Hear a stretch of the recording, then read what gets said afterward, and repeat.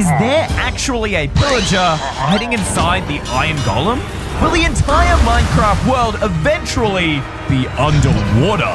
We're testing strange theories to see if they're real or cap. Starting with, what if Endermen are actually born from the dragon egg? What the Sigma? This equals that. Look, I ain't great at math, but last I checked, this tall boy is not gonna fit in something that small.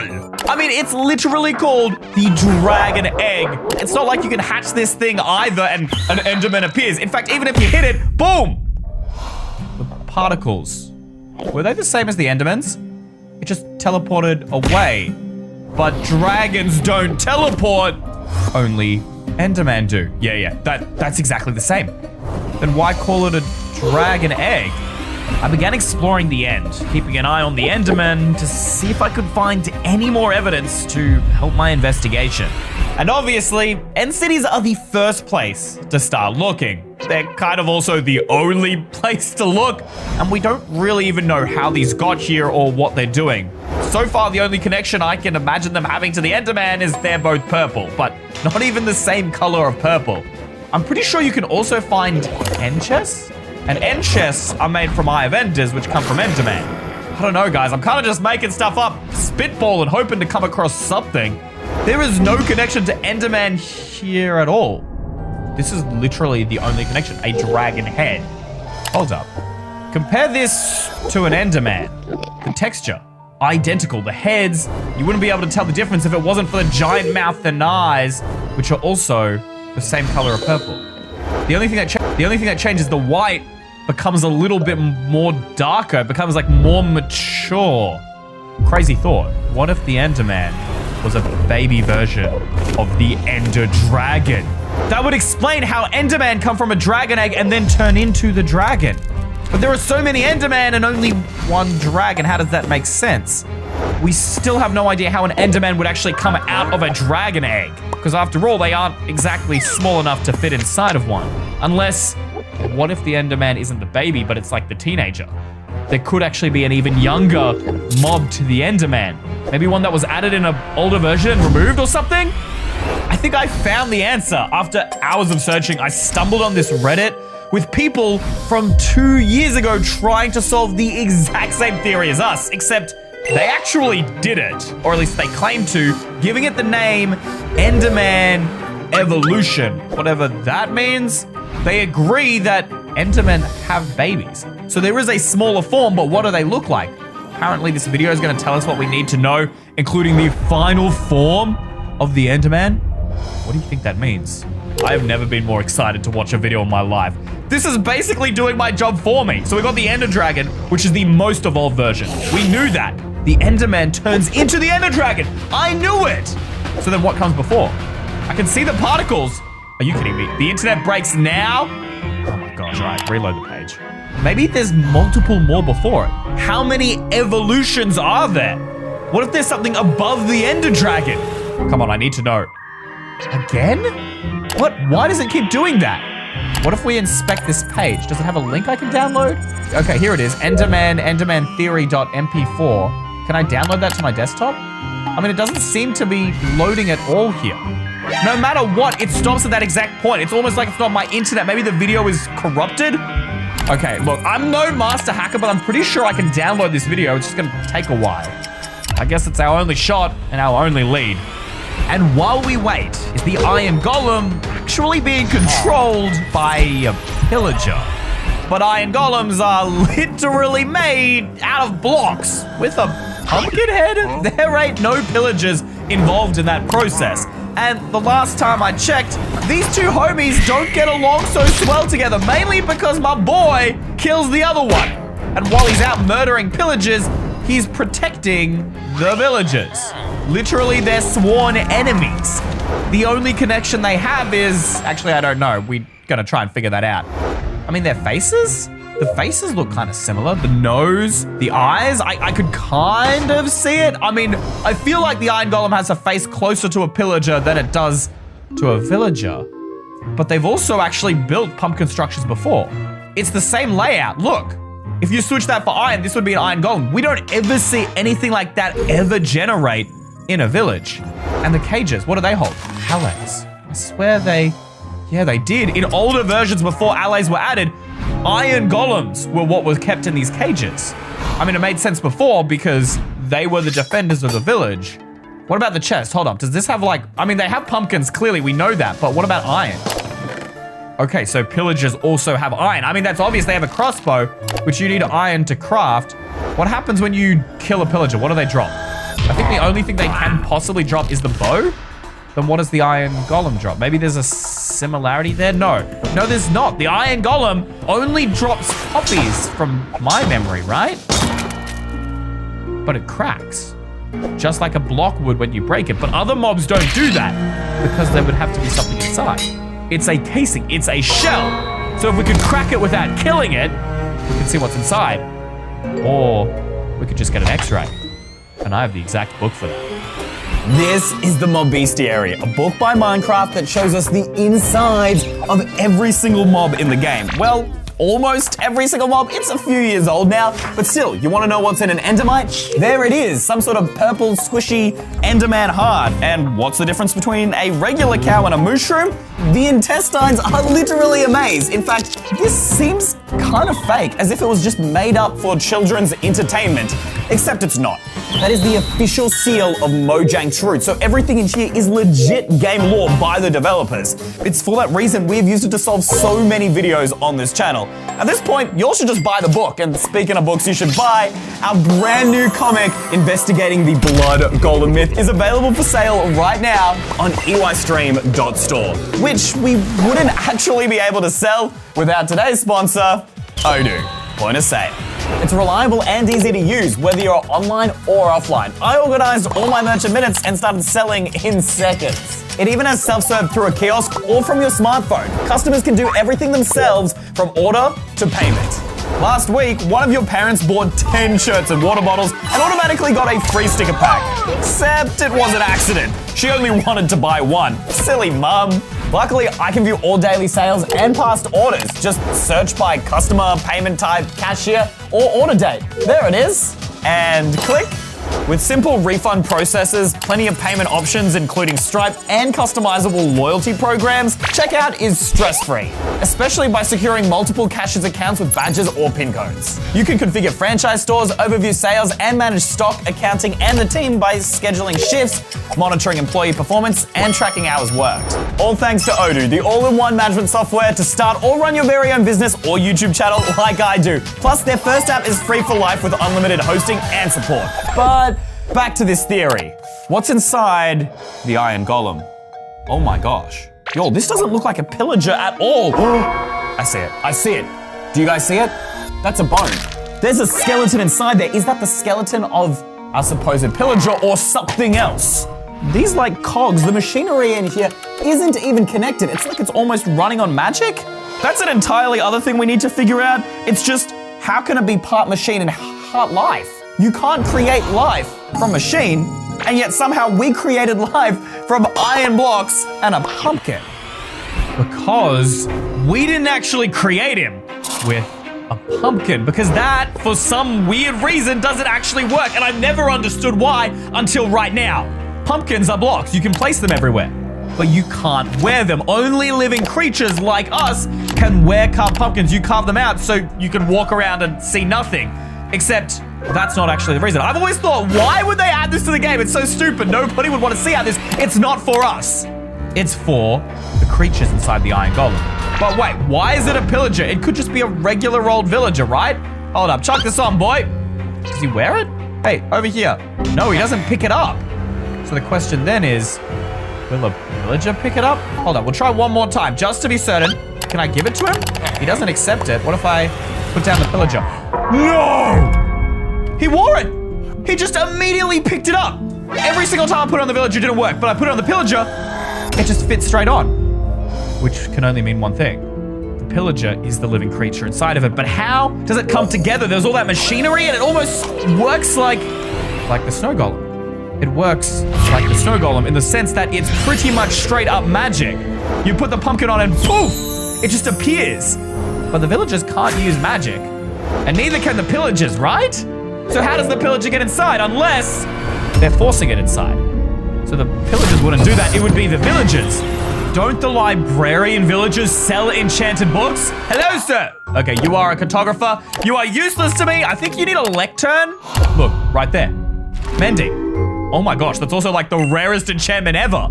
If I get rid of the lectern, place it back down, he should still sell the same things if he can only sell them. No, now he's doing Riptide. If he's changing what he's selling, the trades are resetting, he has to be making them himself, right? Or at least someone in the village is making them so we can just switch up what he's selling. And then they could be using that magic to pull all that machinery together to create the iron golems that will protect the villagers. That's why they're good fighters, because instead of it being villagers inside, they're pillagers. But that doesn't explain why did pillagers trap them in their cages? Did they know? What if I'm getting this all wrong and it wasn't the villagers, but some evil form of torture? But did you know that Minecraft's oceans have been slowly rising for years? But how? Even though it feels like these thick bodies of water have nothing in them and are totally boring, there was a time when they literally had nothing in them all the way back in 2017, before there was kelp, turtles, dolphins. With all those new things being added, I don't think anyone was really paying attention to the height of the sea. But how much has it really changed? Apparently, a lot. Holy moly, that is ugly, dude. I am all the way back in version 1.12. This is one update before they released the aquatic update that redid oceans. Everything is just this bright fluorescent blue. All there are is squids. That's it. There's nothing else. You can see as far as I go, there is a base deepness for the ocean. That's about as deep as it gets. It doesn't get much deeper no matter where you go to. So from here, if we place a block down and I grab that and I'm gonna swim all the way up to the top, we're gonna measure exactly how many blocks of distance this is. Slash up 1, right click, 33 blocks deep. Already I can feel like our oceans are deeper than that. I'm not gonna even try and find the deepest point in the ocean to make the measurement, because this already looks deep enough and I am that confident that this theory is true. There's literally stone in the way. That's how deep this is, all right? So I'm gonna measure from this block here, and then we'll do slash up 1. We're gonna make sure it's totally fair. That is 65 blocks. Almost double. I mean, I didn't even try and look and find somewhere deeper, but I reckon I could. But the water could have just destroyed downwards. That doesn't actually mean that the ocean is rising. Unless, do you all see it? Are you all thinking what I'm thinking right now? Ocean ruins. These structures literally make zero sense. They are buildings that should be on the surface, but for some reason are underground. They weren't before. And what's in the chest? We got coal. Why would you need coal underwater? No one does. A fishing rod? Wheat? These are things that are only used on the surface and only by players. There are stairs. What do you need stairs for to climb up when you are in the ocean? You just swim around.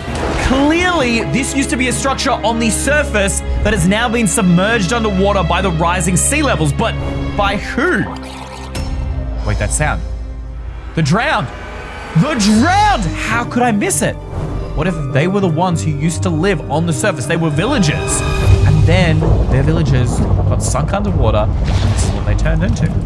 If this is really true and the oceans rose, there should be more than just that to give us a clue. Shipwrecks. They're another piece of that puzzle.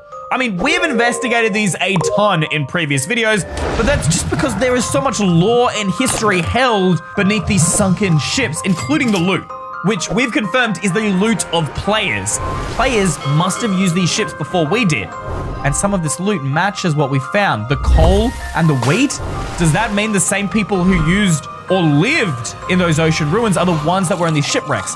What if these weren't wrecked from poor sailing or invasion, but actually this ship used to be sitting on land? You can see how close to the surface this was, and the water has just risen up and destroyed the ship, tipped it upside down. But if that was the case, how come not all land is underwater?